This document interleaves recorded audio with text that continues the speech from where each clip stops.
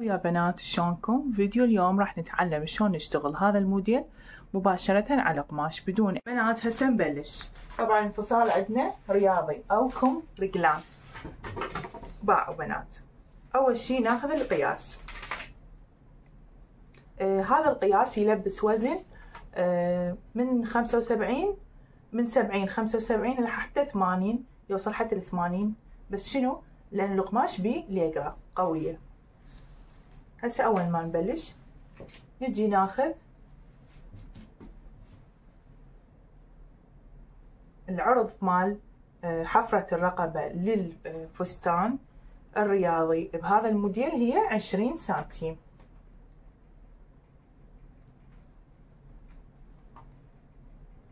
20 سنتيم.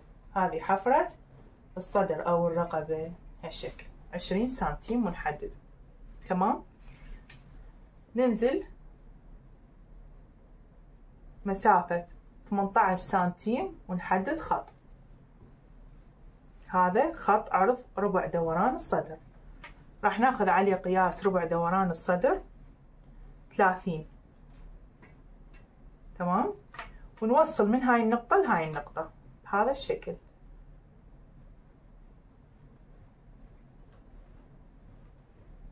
ها بنات هنا أنا آخذ هذا قياس حفرة أو خط حفرة الجيرو أو الكم الرياضي بالبدن. هنا ايش قد عندي؟ طلع 21.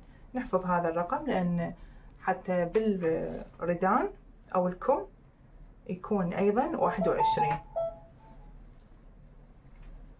نجي من هذا الخط ننزل 14 سنتيم ونجر خط.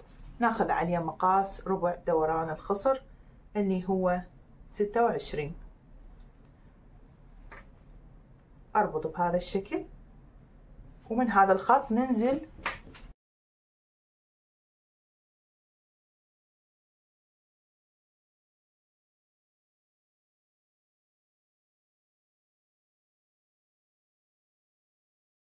حدد عليه ربع دوران الورك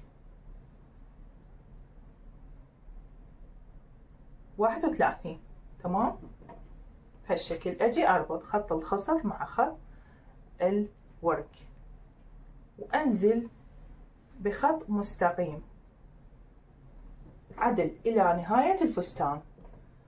طبعا لازم ننطي طول للفستان، يعني اذا كان طول الفستان الزبونة 140 اني اسوي 145 او 150 حتى من نجي نسحب بالقماش او نسوي خرطة بالقصة ما يقصر عندنا الفستان. تمام. هسه راح اجي اقص مباشرة.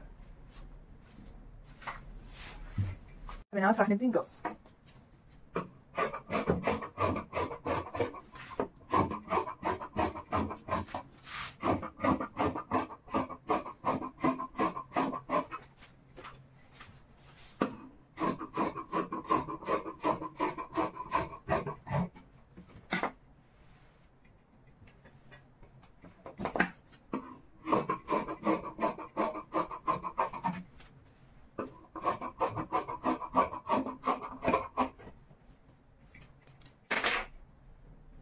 باعوا بنات هنا راح نفصل الامام عن الخلف لان عندنا الامام عندنا هاي القصه الخرطه وعندنا هنا ايضا فتحه من هاي الجهه.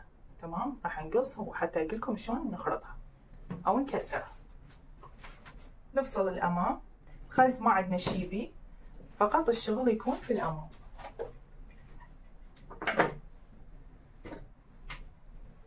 راح نجي نفتح الفصال. مع بنات اول خطوه نسويها عندنا هاي القصه الجانبيه او الخرطه الجانبيه، مجرد بس نحددها ما نقص نهائيا. تمام. ان شاء الله يكون واضح التصوير. خلي يكون قدامكم الموديل. بنات هنا بما انه انا عندي خرطه على يمين الفستان من حفره الصدر، فايش راح اسوي انا هنا من هاي جهة حفرة الصدر اللي سويناها 20 سنتيم. راح ادخل 10 من هذه الجهة 10 سنتيم واحدد واجر خط مستقيم على خط الصدر بهذا الشكل. مجرد تحديد. اما بالجهة المعاكسة الها اليسار راح نجي نسوي فتحة من الجانب. تمام. بقى شو نسوي؟ نطبق هنا بنات هسه نسوي هاي الفتحة الجانبية. تمام. بهالشكل هذا باعوا لي نطبق القماش من الجهة اللي احنا نريد نسوي بيها فتحة. تمام. نطبق مسافة الشبر، ننزل عن خط الورك. باعوا بنات خل اوضح لكم، هذا خط الورك اللي حددناه على الباترون على القماش، ننزل من عنده 20 سنتيم او للسهولة. باعوا بنات من نهاية الفستان تصعدون، من نهاية الفستان بنات تصعدون 50 سنتيم وتحددون وتقصون لحد ما تصلون لل50 سنتيم. باع هالشكل هذا. هذه 50. شوفوا بنات صار عندنا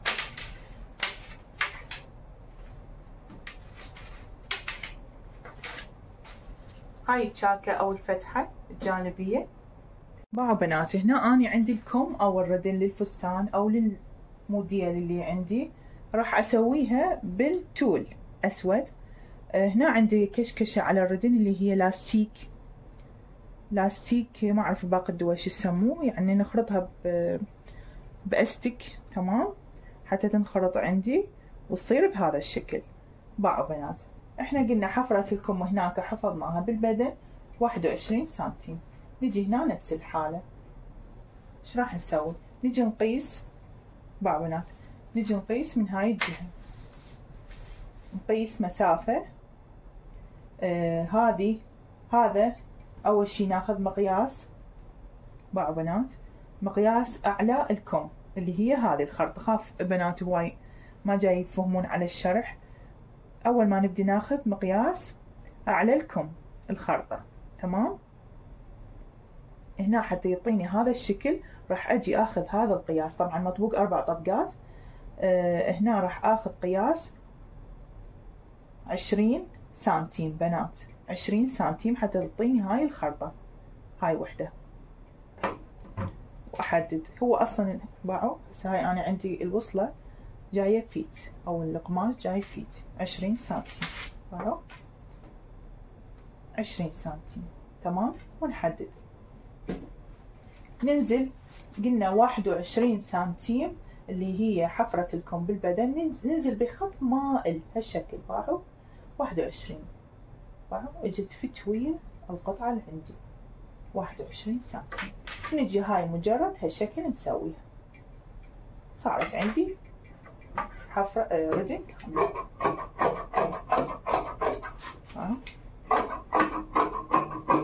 هالشكل.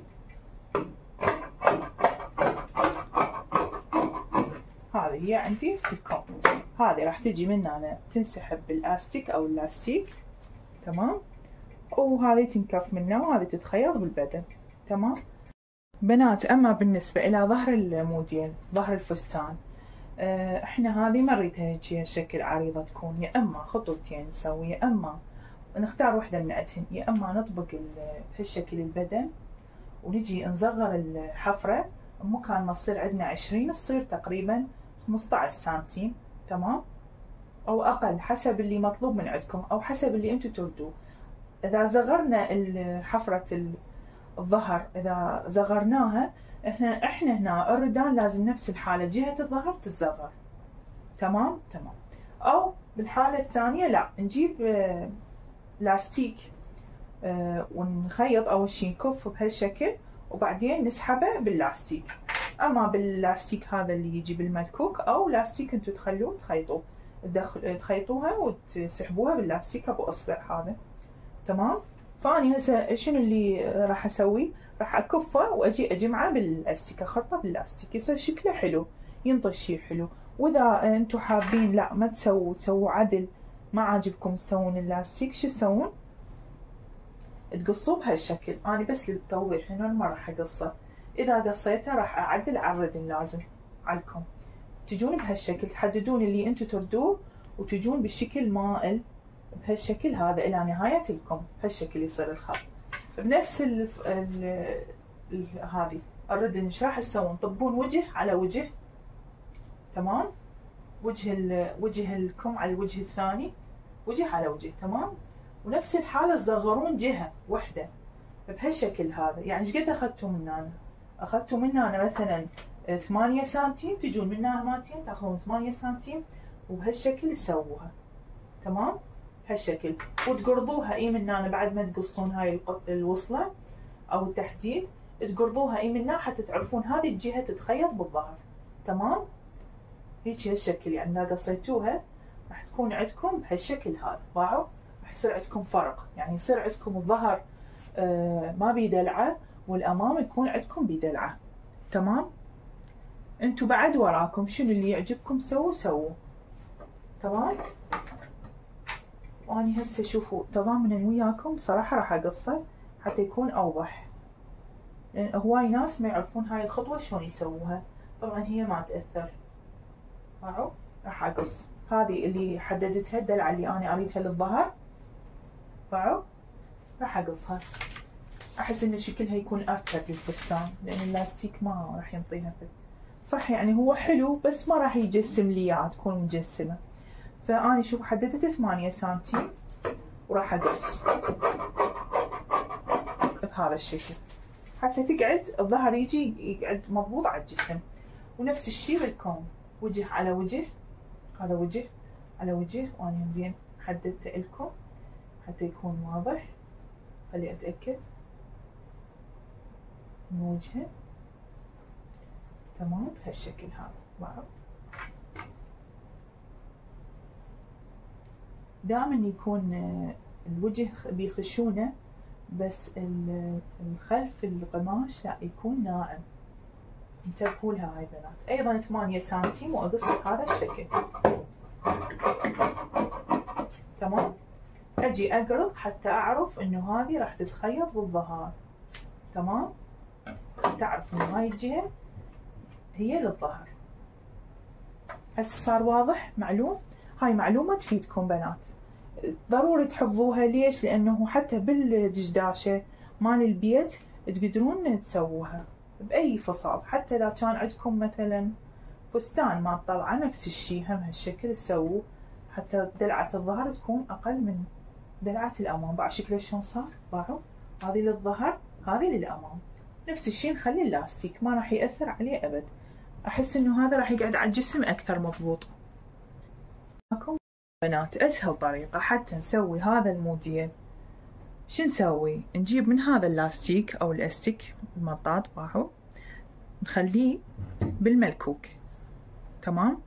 نلفه بالملكوك ونجي نخيط منها بنات. بعد ما نكف هذه، بعد ما نكف هذه وبعد ما نخيط الكم أو الردن، نجي نخيط على هذا الخط اللي حددناه اللي هو مسافته 16 سنتيم.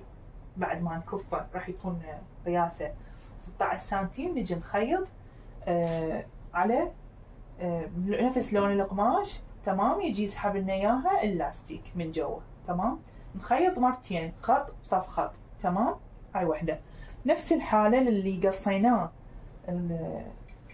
الفتحه هذه اللي قصيناها ونريد نخرط هذه الجهه، شو نسوي؟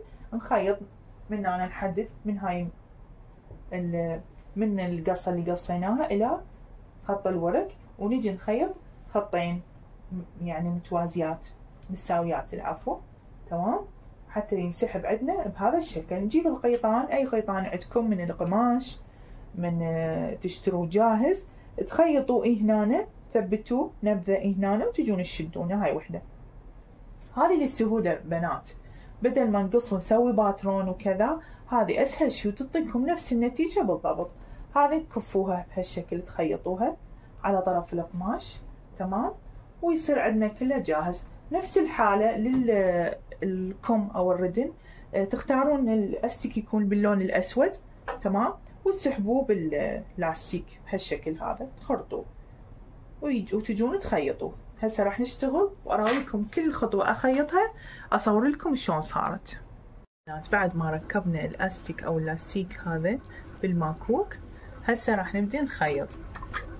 اثبته واخيط. باعوا بنات، هذا الخط اللي قلت لكم عليه، هذا الخط الصدر، راح اجي اخيط بهذا الشكل، ابتعد عن الكفة، تمام، واجي اخيط.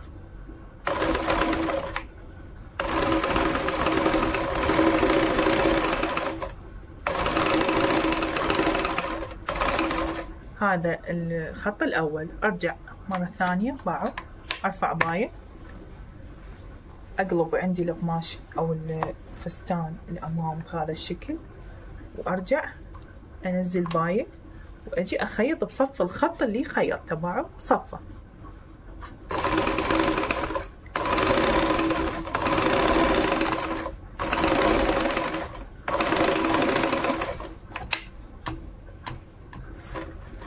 باع بنات شلون صارت عندي هاي السحبة او هذه الخرطة، باع شكلها شلون صار. هنا مجرد نخلي قيطان، تمام، بهالشكل هذا.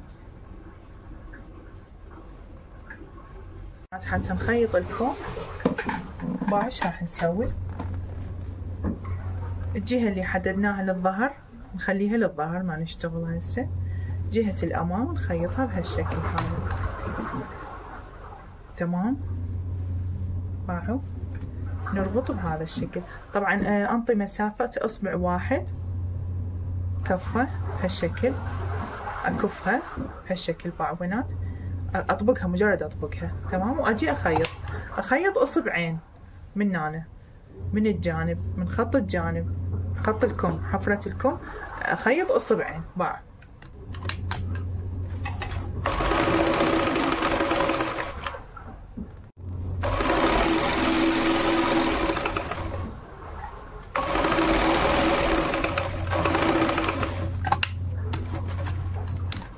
بنات.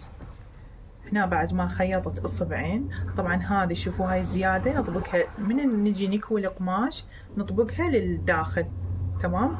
وهنا راح نخيط اللاستيك، هنا على الكفة هذه راح نجي نخيط اللاستيك، يعني هالشكل نكف ونخيط. هسه راح اراويكم شلون. باع بنات بهالشكل اجي اكفها اصبع واحد واخيط على الوجه حتى اللاستيك يكون عندي من الاسفل.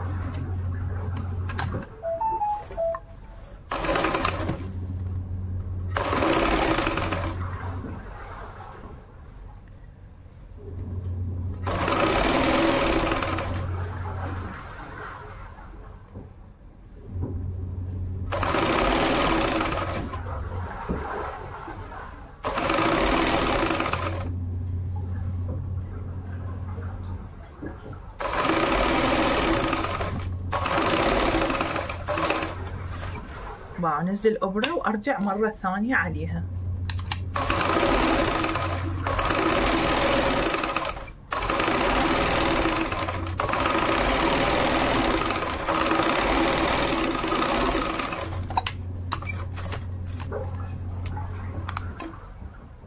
بنات شلون صارت عندنا مسحوبة باللاستيك. هسه من نكويها راح تبين. هنا بنات بعد ما كملنا الخياط شوفوا شلون صار شكله بالنهاية. باعوا هاي الخرطة اللي قلت لكم عليها اللي ما تحتاج اي تشريح للباترون، مجرد لاستيك بالماكوك ونسحبها. وايضا للجانب نفس الحالة. طبعا القماش هنا عندي زيتوني اخضر غامق جدا جدا، تمام، بس ما يبين بالتصوير. باعوا شكله شلون صار.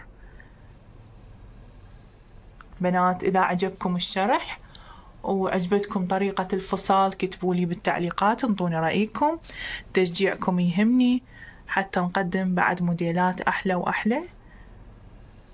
وهاي النهاية، اريد ارائكم بنات. هاي الخرطة مع شلون شكلها من قريب، شكل عبالك حبل وساح بيها، او العفو قيطان ومسحوبة بقيطان. باعوا شكلها وباعوا جمالها.